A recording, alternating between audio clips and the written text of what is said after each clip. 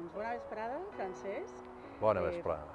Francesc Florença, coordinador d'Àtics. Avui ens contarà una mica com abans els treballs i algunes trobades molt interessants que heu fet. Conta-nos.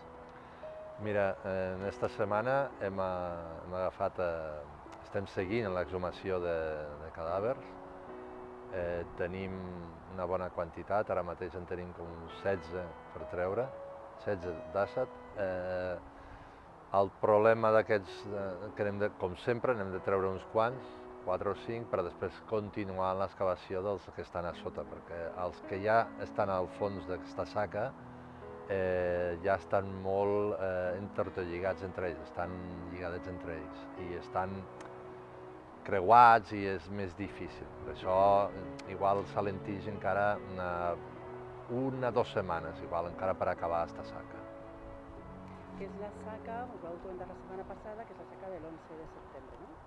Sí, per el número i tot això, sembla coincidir molt en la saca número 3. Sempre són molt cautelosos, ja ho sabeu que són molt cautelosos, però ara sí que te podem dir que creiem que sí, que és la saca número 3.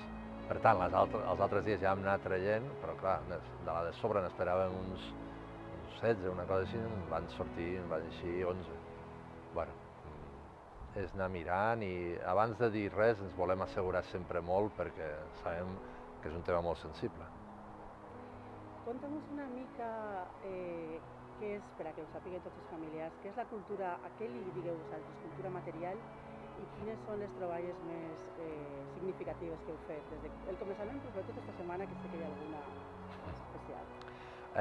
Bé, la cultura material és un concepte d'arqueologia que estem imposant o s'està imposant cada vegada més en la recollida de les exhumacions de Guerra Civil.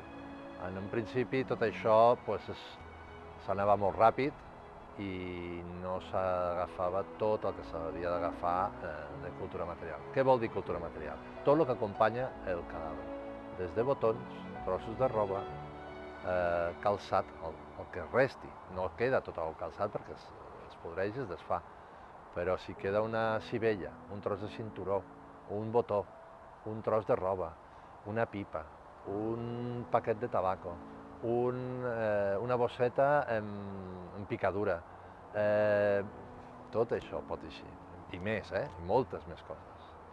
Parlant de cultura material, no? Heu fet una altra troballa. Sí, més coses. Avui ha estat un dia fructífer en aquest aspecte i hem trobat una pipa en fusta, llavors l'hem trobat i la guardarem en este panyo humitejat perquè conservi la humitat i no es vagi craquelant o el procés de craquelat sigui més tardà possible. Ens vau contar, vau nomenar fa unes setmanes que moltes voltes pel substrat de la terra, per les coses que acompanyen als individus i demés, podeu fins i tot saber què es menjava, quina procedència tenien, d'on eren. Heu fet alguna treballa d'aquestes característiques? Sí.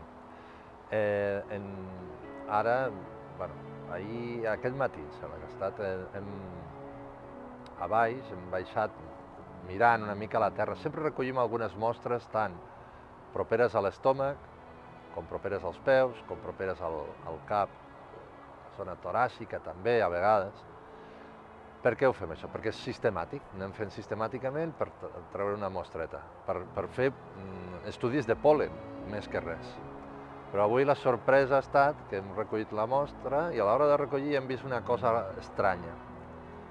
I la cosa és que ho sabem identificar, hem trobat llavors de raïm, en el qual és una alegria perquè les acabes de veure tu ara, si vols anem a fer una imatge de les llavors de raïm, perquè ens ha sobtat molt, no és una cosa que acostumem a trobar, no, acostuma a estar tot podrit i no es troba res, no es troba cap resta.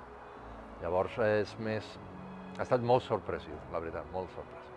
Me'ls ensenyes? Te segueix que m'ensenyes el que tingues a la taula? Vinga.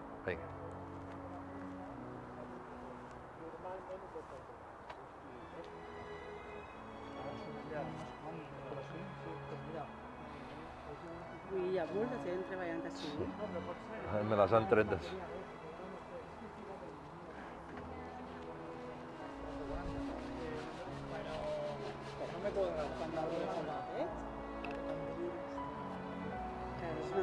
vella com... Uau. És una tabaquera... Com podeu veure, ho faig perquè no volin. Si veieu les llavoretes de raïm, n'hem recollit bastantes i intentarem saber de quin tipus de raïm, si és moscatell, si és garnatxa, si és el que sigui. Hi ha molt de moscatell a esta zona. Per això, clar. Segur que ha de ser de raïm per menjar, sembla que l'hem trobat a la zona estomacal, per tant, s'ha conservat per coses que passen, igual que es conserven altres coses molt deteriorades, però en aquest cas s'ha pogut conservar. Impressionant, moltes gràcies, Francesc. Fins ara, molt bé.